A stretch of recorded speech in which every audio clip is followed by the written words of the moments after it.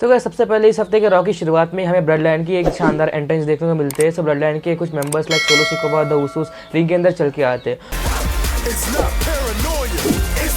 और the उसूस mic हाथ में लेते और क्राउन जूल के बारे में वो बात कर रहे होते हैं। वो कहते हैं कि क्राउन जूल में उन्होंने सबसे पहले ब्रॉलिंग ब्रूट्स को हरा दिया, उनको धूल चटा दी और फिर रोमन रेंज से लोगन पॉल की चटनी बगला दी। सो इसी तरीके से ब्लड लाइन उनकी बढ़ैया मार रही होती है और कह रही होती है कि क्राउन जूल पूरे का पूरा उनके नाम है।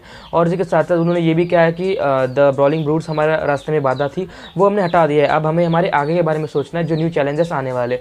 और उसी के साथ साथ वो न्यू डे के बारे में बात करते हैं कि न्यू डे हमारे आने वाले टाइम में हमारे लिए बहुत थ्रेट है, हमारे नाक में दम कर रखा है। न्यू डे के बारे में वो थोड़ी बहुत बातचीत करते हैं और फिर उसके बाद तुरंत हमारे द न्यू डेज की एंट्रेंस म्यूजिक बज जाती है और फिर न्यू डेज भी रिंग के अंदर एंट्रेंस ले लेते हैं। और फिर न्यू डेज उनकी एंट्रेंस के बाद ये कहते हैं कि जो उसूस है वो कहते हैं कि उसूस को धमकी दे रहे होते हैं कि उसूस तुम्हारा टाइटल हम कुछ ही दिनों में तुमसे छीन लेने वाले हैं और जो तुम्हारा सपना है लॉन्गेस्ट ट्रेनिंग चैंपियन बनने का टैग टीम, वो तुम्हारा सपना ही रहने वाला है। सो इसी तरीके से वो द उसूस को धमकी दे रहे होते हैं, जवाब में भी उसूस उनको कह रहे होते हैं। बट एक बात की फैक्ट है, जब द ब्लड लाइन की एंट्रेंस हो रही थी पूरे क्राउड ने सैमी ज़ीन के नाम को चैंट कर रहे थे। सो ये देख के बहुत ही अच्छा लगा कि सैमी ज़ीन को बहुत ही ज़्यादा पब्लिसिटी मिल रही है। और फिर इनको ज्वाइन कर लेते हैं हमारे रिडल। तो रिडल दो तबले लेके आते हैं, पता नहीं क्यों किसकी शादी है, आई डोंट नो। डब्ल्यूडब्ल्यू में आजकल शादी बहुत होने लगी है। तो रिडल दो तबले लेके आते हैं और सबको कहते हैं कि भाई तबले बजा। तो सब लोग बजाते हैं तबले और फिर लास्ट में जे उसो बच जाते हैं। तो जे उसो को भी द रिडल कहते हैं कि तुम ही बजा दो भाई तबला, क्या जा रहा है तुम्हारा, तुम द उसी थोड़ी हो।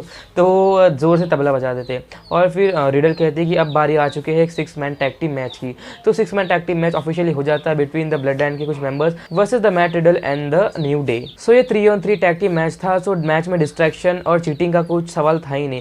तो सबसे पहले मैच में दोनों टीमों ने उनका बेस्ट परफॉर्मेंस दिया और मैच में पूरी एडी चोटी का जोर लगा दिया ब्लड लाइन ने मैच जीतने के लिए।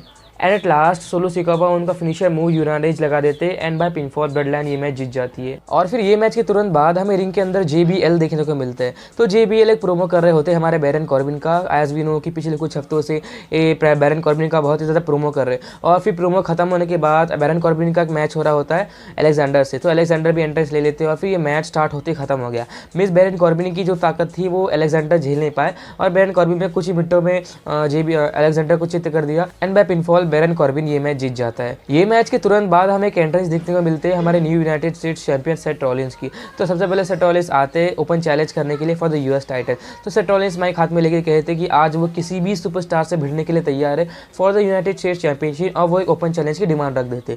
तो फिर सबसे पहले फिन बालर उनकी टीम के साथ आते हैं जजमेंट डे के साथ। सो फिर पूरी की पूरी जजमेंट डे की टीम हमें देखने को मिलते हैं सेथ रॉलिंस की तरफ बढ़ते हुए और फिर फिन बालर और सेथ रॉलिंस रिंग के अंदर अकेले होते। तो फिन बालर सेथ रॉलिंस को कहते हैं कि आज से कुछ साल पहले 4 या 5 साल पहले समरस्लैम में जब फिन बालर सबसे पहले यूनिवर्सल चैंपियन बने थे, द फर्स्ट यूनिवर्सल चैंपियन, तब सेथ रॉलिंस को इंजर्ड कर दिया था। तो फिर फिन बालर को वो टाइटल त्यागना पड़ा था। तो उसके बारे में फिन बालर बात करते हैं रॉ में कि तुम्हारी वजह से मुझे मेरे टाइटल छोड़ना पड़ा, तो मैं अभी तुम्हारी US टाइटल के लिए चैलेंज करता हूँ तुम्हें। और सेथ रॉलिंस भी मान जाते ठीक है हमारा मैच हुआ कोई बात नहीं। और फिर मैच स्टार्ट होने से पहले AJ अपनी टीम के साथ एंट्रेंस ले लेते। तो पूरी की पूरी जजमेंट डे की टोली भी आ जाती है रिंग के अंदर बहुत ही टेंशन से। तो 3 पूरी के पूरी 6 बंदे रिंग में मौजूद होते हैं और सेथ रॉलिंस सामने होते हैं और फिर बाजू में रिंग साइड पर रिया रिप्ली खड़ी होती है उनके लिए। और फिर इसके बाद AJ की टीम और द जजमेंट डे के बीच एक बहुत ही धमाकेदार ब्रॉल होने लगती है। तो फिर 6 के 6 सुपरस्टार्स एक दूसरे के ऊपर कुत्ते बिल्ली की तरह टूट पड़े और वो एक दूसरे को मारने में लग गए। और फिर इसी के चलते हुए हमारा सेथ रॉलिंस बहुत ही प्यार से गायब हो जाते हैं सुम में, रिंग छोड़ के चले जाते हैं और ये 6 के 6 सुपरस्टार्स उनकी मारामारी में लगे होते हैं। बट जजमेंट डे के पास एक तुरुप का इक्का होता है रिया रिप्ली नाम की, जो हमेशा उनकी हेल्प करती है मैच जीतने के लिए।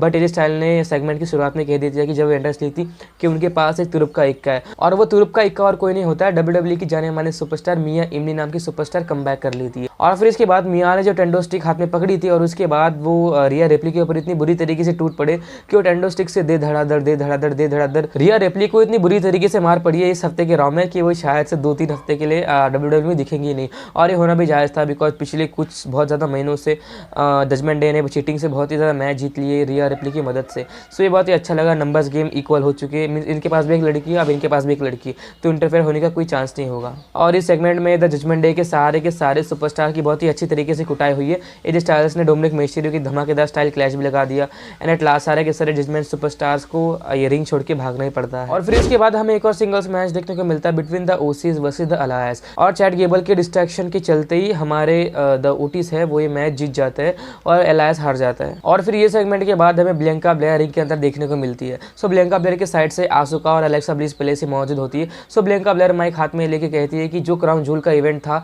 वो मेरे लिए तो बहुत ही अच्छा रहा, बट जो मेरे टीममेट्स हैं इनके लिए अच्छा नहीं रहा, बिकॉज आसुका और एलेक्सा ब्लिस ने उनका टाइटल हार चुकी थी, टैग टीम चैंपियनशिप हार चुकी थी क्राउन जूल के अंदर। और फिर जैसे ही बियांका ब्लेयर ने उनके टैग टीम चैंपियनशिप के बारे में बात करी तो वैसे ही ईओ स्काई एंड डकोटा का डैमेज कंट्रोल की टीम आ जाती है रिंग के अंदर और वो दो अकेले ही आते हैं। तो फिर वो भी इनका अपोज करना शुरू हो गए, बियांका ब्लेयर के अपोज करना वो भी शुरू हो गए। और फिर पता नहीं कहाँ से पीछे से निकी क्रॉस आ जाती है और इनके ऊपर अटैक कर देती है और फिर यहाँ से ईओ स्काई एंड डकोटा का भी शुरू हो जाती है। तो फिर जो बियांका ब्लेयर की टीम की आज धुलाई हुई है इस हफ्ते के रॉ में वो देखने लायक था, लाजवाब था। और फिर इसी तरीके से ये भी सेगमेंट हमारा खत्म हो जाता है। इसके बाद हमें रिंग के अंदर एक सिंगल्स मैच देखने को मिलता है between the mister money in the bank Austin Theory versus the Shelton Benjamin. तो ऑस्टिन थेरी ने बहुत ही अच्छी तरीके से ये मैच जीत लिया एंड द मेन इवेंट में ऑस्टिन थेरी के लिए एक बहुत ही बड़ी चीज़ हुई WWE में इस हफ्ते के रॉ में। तो ये वीडियो एंड तक देखना। इसके बाद हमें रिंग के अंदर हमारे द मिज देखने को मिलता है। तो द मिज कह रहे होते हैं कि जॉनी गैर्गनो ने ही डेक्स्टर लुमिस को किडनैप कराया। सो ऐसी वो बातें कर रहे होते और फिर इसी के बात को सुनते हुए हमारे जॉनी गैर्गनो की भी एंट्रेंस बजती है और जॉनी गैर्गनो ने बाहर आके कहते हैं कि देखो बीस, मेरे पास एक फुटेज है जो मैं दिखाऊंगा, जैसे दूध का दूध और पानी का पानी हो जाएगा। तो फिर जॉनी गैर्गनो ने फुटेज दिखाते हैं हम सबको, जिसमें साफ साफ दिख रहा होता है कि द मिज ने उसका जासूस भेजा होता है डेक्स्टर लुमिस को किडनैप करने के लिए। और फिर ये पूरा खुलासा हो जाता है कि द मिज ने ही डेक्स्टर लुमिस को किडनैप कराया है। और फिर इसी के बाद एक सिंगल्स मैच हो जाता है between the Miz versus the Johnny Gargano. और फिर ये मैच बहुत ही इंटरेस्टिंग था। मीन्स हमारे दोनों सुपरस्टार ने बहुत ही अच्छा परफॉर्मेंस दिया, 5 स्टार परफॉर्मेंस दिया।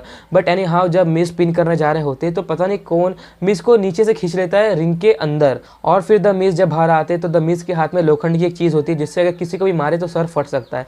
और फिर द रेफरी पूछते द मिज को कि भाई क्या हुआ। तो फिर मिज रेफरी को कहते कि तुम नीचे जाके देखो क्या हो रहा है। तो फिर जब रेफरी नीचे देख रहे होते हैं तो फिर अचानक से द मिज ने उनके हाथ में जो स्टील का था उससे जॉनी गैर्गनो के ऊपर अटैक कर दिया और फिर जॉनी गैर्गनो को पिनफॉल द मिज ये मैच जीत जाते हैं। और द मिज के मैच जीतने के तुरंत बाद ही फिर से डेक्स्टर लुमिस द मिज के ऊपर अटैक कर देते।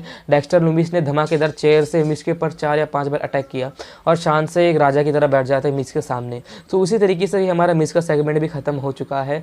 आज जो डेक्स्टर लुमिस है वो द मिज का पीछा छोड़ ही नहीं रहे, पिछले कुछ हफ्तों से ऐसा पीछा पड़ा है कि मिज के नाक में पूरा का पूरा दम हो चुका है। इसके बाद हमें एक चैंपियनशिप मैच देखने को मिलता है between the Nikki Cross versus the Diana, जो कि होता है 24/7 चैंपियनशिप मैच। तो सबसे पहले ये मैच की स्टार्टिंग में निकी क्रॉस ने शुरुआत से डोमिनेट करने की शुरुआत कर लेती और द निकी क्रॉस का ताकत डायना पे बहुत ज़्यादा भारी पड़ी एंड बाय पिनफॉल निकी ये मैच जीत भी जाती है। और ये मैच को निकी क्रॉस विदिन 10 मिनट के अंदर ही खत्म कर देती है और बन जाती है हमारी न्यू 24/7 चैंपियन।